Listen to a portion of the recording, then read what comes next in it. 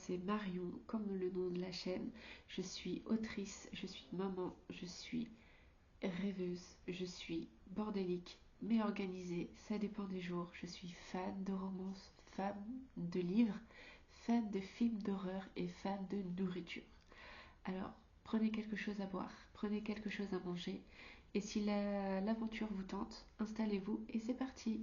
Présentation, donc je m'appelle Marion, j'ai 28 ans et je suis autrice de romance. Donc entre romance fantastique et romance suspense, je vais vous raconter la petite histoire de où j'en suis arrivée ici. Ou de comment je suis arrivée ici plutôt. Donc tout commence quand j'étais au collège et avec ma meilleure amie de l'époque, nous avons créé une fanfiction sur Glee. Donc c'était vraiment un livre d'une vingtaine de chapitres qu'on avait publié sur Skyblog. Voilà, tout se passait bien et c'était quand même un truc assez sympa à lire. Voilà. À partir de là, j'ai écrit plusieurs histoires en fanfiction en rapport de Glee. Et c'est arrivé au lycée où j'ai commencé à lire de la romance que j'ai voulu écrire mes propres histoires. Donc même si j'avais quelques petites idées à droite à gauche, j'avais rien de concret, j'avais pas de base sur quoi partir. Je savais que c'était de la romance, mais quoi exactement, je ne sais pas. Donc, et après, tout à fait par hasard, un soir, j'ai discuté avec l'ami d'un ami c'était sur Skype même, je me souviens. Et il me disait que c'était une panthère-garou et que les soirs de pleine lune, il était obligé de se faire du mal pour se contrôler, blablabla. Que ça lui tenait de son grand-père, que personne n'était au courant à part un de ses amis que je connaissais aussi, mais je me voyais très très mal aller lui demander est-ce que c'est vrai, est-ce que c'est pas vrai. Donc je suis rentrée dans le jeu, savoir si je posais des questions, qu'est-ce qu'il me répondrait et tout. Et après cette discussion, plus les jours passaient, plus j'y repensais. Et puisque je voulais écrire un livre, je me suis dit pourquoi pas partir sur Panthère-Garou, voilà, rajouter la romance. Et toutes les brides du livre se sont rajoutées au fur et à mesure et j'ai commencé à écrire à partir de là. En plus, j'ai eu mon premier ordinateur à ce moment-là, donc ça tombait pile poil. J'étais pas obligée à faire comme mes fanfictions à écrire sur des cahiers, voilà. Parce que après, sur la fanfiction de Glee, on faisait ça sur l'ordinateur de ma meilleure amie, donc c'était beaucoup plus pratique. Mais il me fallait le mien. Donc au lycée, j'ai eu mon propre ordinateur portable et j'ai pu commencer à écrire mes propres histoires sans que personne ne le sache. Voilà, concrètement, personne ne le savait. Et voilà, c'est à partir de là, j'ai commencé à écrire et j'ai publié ce livre sur les panthères-garous. Il a été publié 6 ans après, donc en 2019. Je tairai la mésaventure que j'ai eue avec la maison d'édition. C'était une catastrophe, c'était un débourse-fric pour rien du tout, aucune pub. La correction n'a pas été faite correctement puisqu'il y avait encore des fautes après. Donc pas de pub, pas de salon, pas de dédicace, pas de promotion, rien du tout. Et tout ça pour 750 € quand même.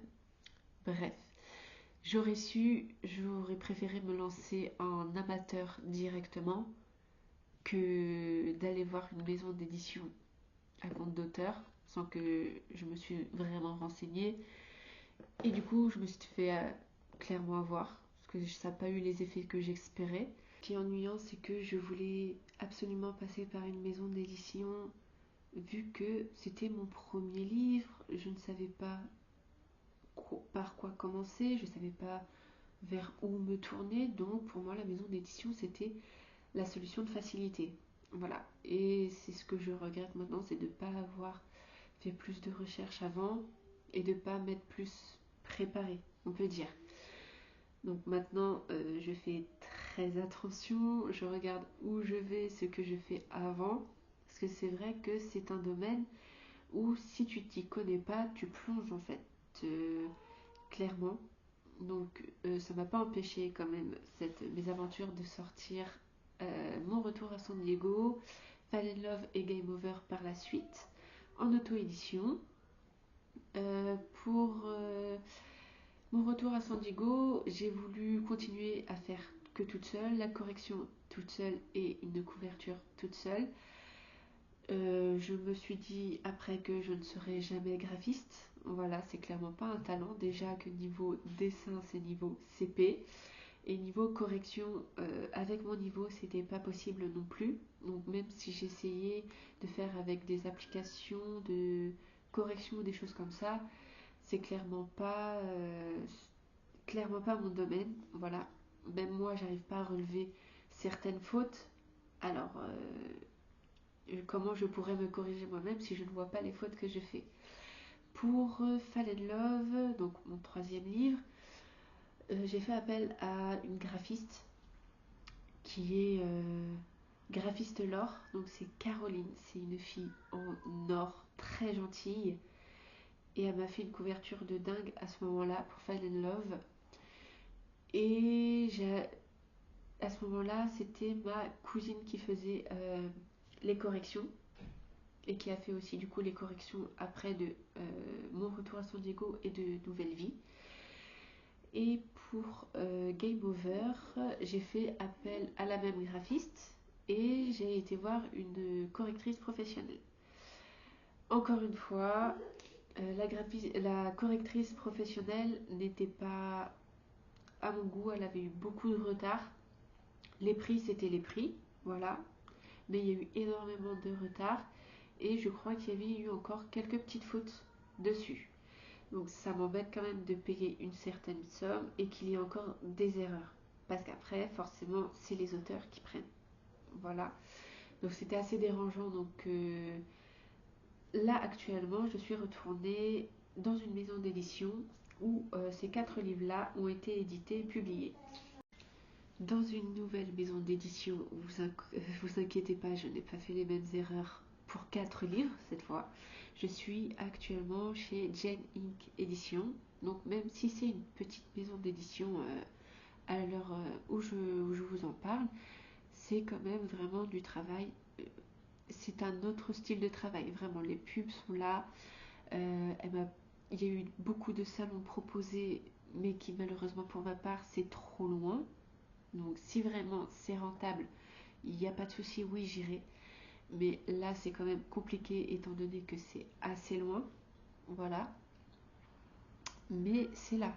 Donc vraiment le seul souci dans les maisons d'édition, que ce soit celle-là ou d'autres, c'est les droits d'auteur. Voilà, c'est le pourcentage des droits d'auteur, mais bon ça tout le monde le sait. Donc c'est un mystère pour personne. Mais c'est le seul point négatif parce que les personnes, je parle pour ma maison d'édition, elles sont adorables. On a un groupe WhatsApp avec tous les auteurs, on se parle entre nous, on se montre nos pubs. C'est vraiment une maison d'édition dont je ne regrette pas d'être allée parce que c'est vrai, ils sont vraiment gentils.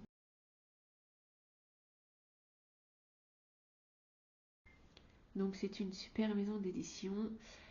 Maintenant, je vais prendre quelques petites secondes pour vous expliquer d'où me vient mon imagination. C'est très simple, elle me vient principalement quand je dors. Mes rêves sont mes livres, sont des scènes de livres que je retranscris après, soit dans le livre où je suis actuellement et du coup ça me rajoute des scènes et j'écris les blancs entre les deux. Et sinon, ce sont des idées pour les prochains livres. Voilà, donc actuellement, j'ai 170 livres en attente de toutes ces idées de quand je dors. Si je ne rêve pas de livres, je ne dors pas bien, je dors mal. Mon quota de sommeil n'est pas à son max et je sais que c'est quelque chose d'assez bizarre, d'assez particulier parce que lier ses rêves à son cycle de sommeil, être productif pendant son sommeil, ça engendre je sais plus quoi. D'ailleurs, si des personnes qualifiées pour répondre à ces questions souhaitent répondre en commentaire, il n'y a pas de souci, peut-être qu'une vidéo sur ça sortira. En parlant, ce ne sera pas des vidéos, mais j'appellerai ça des chapitres, forcément liés à la lecture, au livre. Ce sera des chapitres. Le nombre de chapitres d'un livre peut être infini, le nombre de chapitres pour cette chaîne pourra être infini également. Donc sans plus tarder, alors lui, il est zen. Donc sans plus tarder, nous allons passer au contenu de la chaîne. La chaîne partira principalement sur des extraits d'auteurs, des extraits de romances, des chroniques de lecture, des vlogs d'écriture personnelle ou des moments de ma vie d'auteur, par exemple tout ce qui est la galère des URSSAF, déclaration d'impôts, où est-ce que je peux faire pour avoir par exemple mes cartes de présentation, des flyers, où est-ce que on peut faire des roll-up pour tout ce qui est avoir le ciré ou le sirène, je sais jamais comment ça s'appelle. Je pourrais prodiguer certainement des petits conseils d'écriture, pourquoi pas, des conseils liés à l'auto-édition. Voilà, c'est vraiment très différent de la maison d'édition, mais en soi, pas tellement. Ça dépend si tu fais appel à des gens ou si tu veux tout faire toi-même. Si tu as les capacités, lance-toi à tout faire en édition tout seul. Sinon, entoure-toi de bonnes personnes, surtout. Voilà, il y aura des chapitres qui porteront sur des FAQ, sur des lives sûrement, ce sera des moments de partage. Je ferai aussi des vidéos sur des salons, sur les coulisses des salons où je serai présente. Et pourquoi pas aussi parler, vu que je suis maman, s'il y a certaines choses que vous voulez savoir que je faisais en routine, des choses comme ça. Pourquoi pas, ça pourrait peut-être partir là-dessus.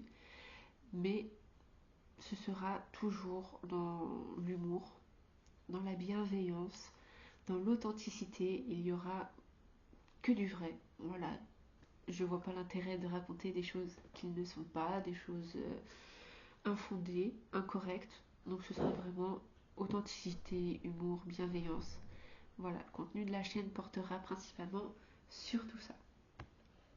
Et je suis pressée de vous présenter du coup premier vrai chapitre qui sortira précisément. Je ne sais même pas quand cette vidéo sortira. Mais le premier vrai chapitre, je pense, sera plus le début, qui marquera vraiment le début de la chaîne, que celle d'aujourd'hui de présentation. Donc voilà, vraiment, ça partira sur les coulisses de mon parcours, de où j'en suis, ce que je fais, des moments de partage avec vous, peut-être qu'il y aura certaines interviews avec d'autres personnes, mais ce sera vraiment pour plus tard. C'est ce que j'aimerais faire, interviewer certains auteurs. Je suis pas de la trempe de Marc Lévy, de Stephen King, ou en termes de romance de Laura Black, de Anita Riggins ou de Céline Musmo.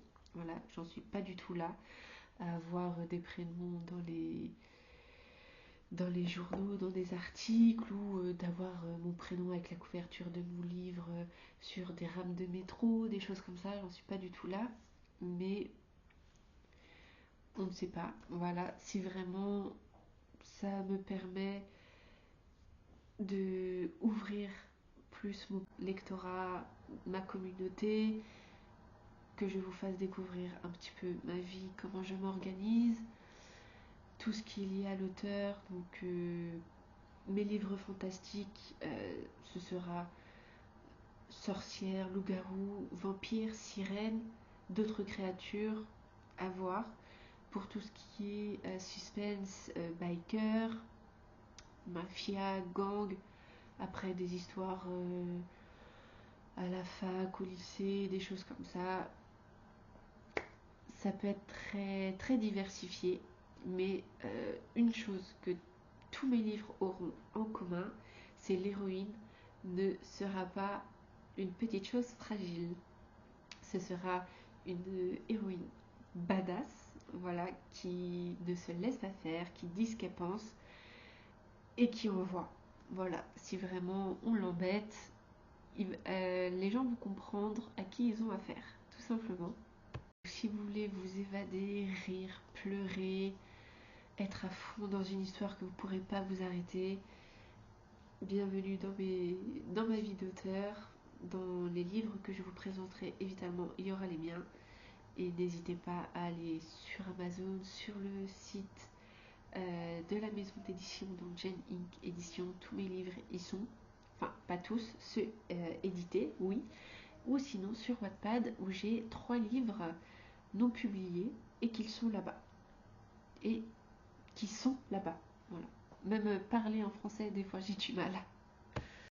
Donc, commençons par la première présentation de livre, qui est du coup un livre à moi.